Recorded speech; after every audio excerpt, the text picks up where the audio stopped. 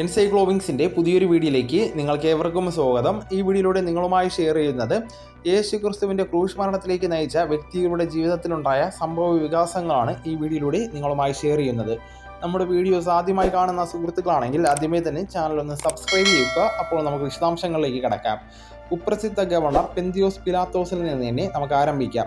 യേശുവിനെ മരണത്തിന് വിധിക്കാൻ ജനക്കൂട്ടത്തിൻ്റെ നിലവിളികളിൽ വീണുപോയ ക്രൂരനായിട്ടുള്ള ന്യായാധിപനെക്കുറിച്ച് ചരിത്രകാരന്മാർക്ക് വളരെ കുറച്ച് അറിവുകളുള്ളൂ. പിലാത്തോസ് ഇറ്റലിയിലോ സ്കോട്ട്ലൻഡിലോ ആണ് ജനിച്ചതെന്നാണ് കരുതപ്പെടുന്നത്. യഹൂദയിലെ റോമൻ പ്രിഫക്റ്റായി സേവനം അനുഷ്ഠിക്കുന്നതിന് പുറമെ ക്രിസ്തുവിൻ്റെ പ്രവർത്തന കാലയളവിൽ അദ്ദേഹം ഗവർണറായിരുന്നു.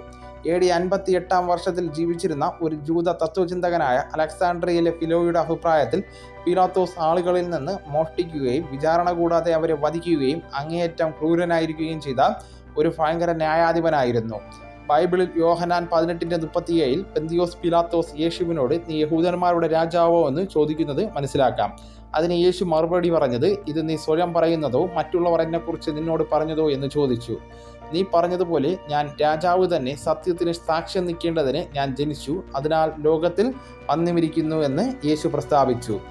റോമൻ ചരിത്രകാരനായ ടാസിറ്റ്സിൻ്റെ അഭിപ്രായത്തിൽ പട്ടാളത്തെ ഉപയോഗിച്ചുള്ള അമിതമായ ബലപ്രയോഗത്തിന് പെന്തിയോസ് പിലാത്തോസിനെ സ്ഥാനത്ത് നിന്ന് നീക്കി റോമിലേക്ക് തിരിച്ചയക്കുകയും എന്നാൽ അവിടെയും അവസാനിക്കുന്നില്ലെന്ന് മനസ്സിലാക്കാം.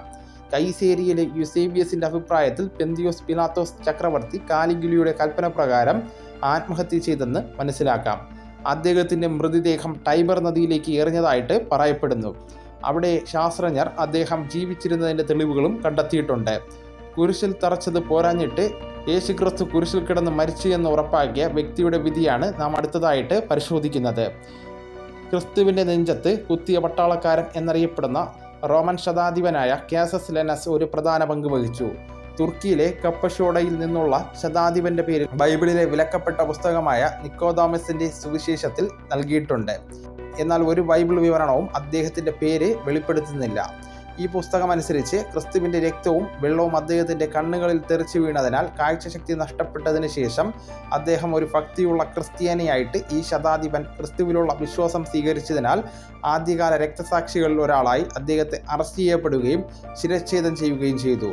വളരെ കാലമായിട്ട് അദ്ദേഹത്തിൻ്റെ ശിരച്ഛേദം ചെയ്യപ്പെട്ട തലയ്ക്ക് ആന്തരിക ശക്തികൾ ഉണ്ട് എന്നും യഹൂദയിലെ രാജാവായ ഹെരോദാവിനെ സുഖപ്പെടുത്തിയെന്നും വിശ്വസിക്കപ്പെട്ടു.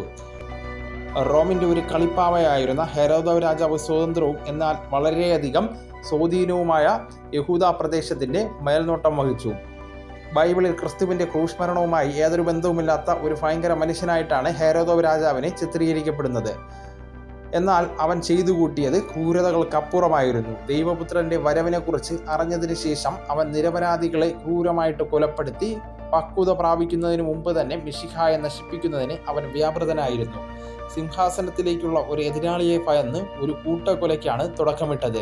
2 വയസ്സോ അതിന് താഴെയോ പ്രായമുള്ള ബെത്ലഹേമിലെ എല്ലാ കുഞ്ഞുങ്ങളെയും കൂട്ടക്കൊല ചെയ്തെന്നും മനസ്സിലാക്കാം. ഈ സമയം റാമയിൽ ഒരു ശബ്ദം കേട്ട് കരച്ചിലും ഉച്ചത്തിലുമുള്ള വിലാപവും റാഹേൽ തൻ്റെ മക്കളെ ഓർത്ത് കരഞ്ഞു എന്നും മത്തായി 2:18 വ്യക്തമാക്കുന്നു. ഹെരോദാവ് രാജാവിൻ്റെ ക്രൂരത പിഞ്ചു കുഞ്ഞുങ്ങളെ കൊല്ലുന്നതിന് അപ്പുറമായിരുന്നു. കാരണം അവൻ തൻ്റെ 3 ആൺമക്കളെയും ഭാര്യമാരിൽ ഒരാളെയും നിഷ്കരണം കൊലപ്പെടുത്തുന്നതിനും നേതൃത്വം നൽകി. ഗുണേറിയ എന്ന ലൈംഗിക സംബന്ധമായിട്ടുള്ള രോഗവും അല്ലെങ്കിൽ വൃക്ക തകരാറും അതിൻ്റെ സങ്കീർണതകൾ മൂലവുമാണ് അദ്ദേഹം മരിച്ചതെന്ന് വാഷിംഗ്ടൺ സർവകലാശാലയിലെ യാൻ ഹമാൻ എന്ന പഠിതാവ് പറയുന്നു.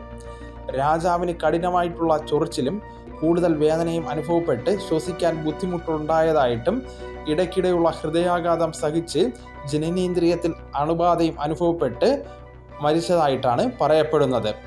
അടുത്തതായിട്ട് നമ്മുടെ യേശുക്രിസ്തുവിന് മരണത്തിന് ഉത്തരവാദിയായിട്ടുള്ള ജോസഫ് കയ്യാഫാവിൻ്റെ മരണം എങ്ങനെയെന്ന് പരിശോധിക്കാം. യേശുവിനെ കുരിശിലേറ്റുവാൻ വിധിച്ചപ്പോൾ മഹാപുരോഹിതനായിട്ടുള്ള ജോസഫ് കയ്യാഫാവ് യഹൂദ പാരമ്പര്യം പിന്തുടർന്ന് പുരോഹിതരുടെ ഒരു സംഘം അവൻ്റെ കേസ് കേൾക്കുന്നതുവരെ അറസ്റ്റ് ചെയ്യുവാൻ ഉത്തരവിട്ടു. ക്രിസ്തുവിനെ ഉടൻ കൊല്ലുക എന്ന വ്യക്തമായിട്ടുള്ള ഉദ്ദേശത്തോടുകൂടി അവൻ തൻ്റെ പദ്ധതി രഹസ്യമായി നടപ്പിലാക്കുകയും ഇരുട്ടിൻ്റെ മറവിൽ വിധി പ്രഖ്യാപിക്കുകയും ചെയ്തു. ക്രിസ്തുവിൻ്റെ പ്രവർത്തനകാലത്ത് പ്രമുഖ മത നേതാക്കൾ എന്ന നിലയിൽ തങ്ങളുടെ സ്വാധീനവും ശക്തിയും ഉപയോഗിച്ച് നമ്മുടെ മിശിഹായെ ഇല്ലാതാക്കുവാൻ കയ്യാഫാവും അവൻ്റെ അമ്മായിയപ്പൻ ഹന്നാവും ഒരുമിച്ച് ഗൂഢാലോചന നടത്തി.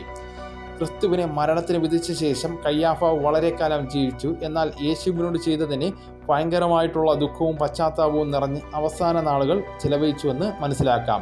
ഒടുവിൽ AD 46 ക്രേത്ത ദ്വീപിലേക്ക് നാടുകടത്തപ്പെടുകയും അവിടെ വാർദ്ധക്യത്താൽ മരിക്കുകയും ചെയ്തെന്ന് മനസ്സിലാക്കാം. പട്ടികയിൽ അവസാനത്തേത് ക്രിസ്തുവിൻ്റെ ശിഷ്യന്മാരിൽ ഒരാളായിരുന്ന അവിശ്വസ്തനായിട്ടുള്ള യൂദാസിൻ്റെ ചരിത്രമാണ്. അവൻ 30 വെള്ളിക്കാശിന് പകരമായിട്ടാണ് തൻ്റെ യജമാനനെ അധികാരികൾക്ക് കൈമാറിയത്. ക്രിസ്തുവിൻ്റെ 12 അപ്പോസ്തലന്മാരിൽ ഒരാളായിരുന്ന യൂദാസ് ഇസ്കരിയോത്ത് ലജ്ജയില്ലാതെ റോമൻ പട്ടാളക്കാരെ ഗെത്സമന തോട്ടത്തിലേക്ക് കൊണ്ടുപോയി പടയാളികൾക്ക് യേശുവിനെ തിരിച്ചറിയുന്നതിന് വേണ്ടി അവൻ യേശുവിനെ ചുംബിക്കുകയും ചെയ്തു.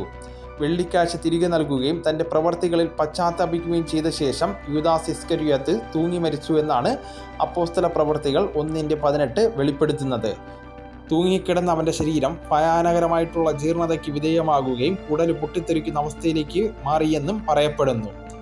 അപ്പോൾ ഈ വിവരണങ്ങൾ നിങ്ങൾക്ക് എല്ലാവർക്കും ഇഷ്ടമായെന്ന് കരുതുന്നു. നിങ്ങളുടെ സുഹൃത്തുക്കളിലേക്കും മറ്റ് ഗ്രൂപ്പുകളിലേക്കും ഷെയർ ചെയ്തെത്തിക്കുവാനും ശ്രമിക്കേണ്ടതാണ്.